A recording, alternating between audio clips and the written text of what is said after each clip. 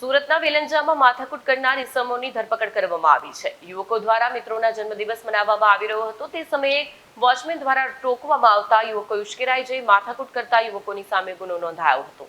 સુરતના વેલંજામાં માથાકૂટ કરનાર ઇસમોની ધરપકડ કરવામાં આવી છે। યુવકો દ્વારા મિત્રોના જન્મદિવસ મનાવવામાં આવી રહ્યા હતા તે સમયે વોચમેન દ્વારા ટોકવામાં આવતા યુવકો ઉશ્કેરાઈ જઈ માથાકૂટ કરતા યુવકોની સામે ગુનો નોંધાયો છે।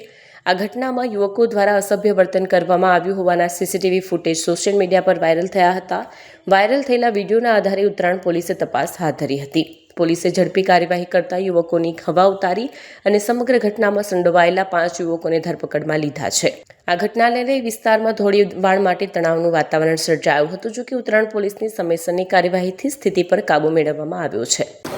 મારા દોસ્તારનો બર્થડે હતો, એમટીસીમાં અમે કેક કાપવા ગયા હતા। ત્યાં વોચમેન કાકા આવ્યા, અમને એમ કીધું કે તમે બહાર જતા રહો અને વોચમેન કાકા હતા અમે ગેરવર્તન કર્યું હતું, એ અમારી ભૂલ છે।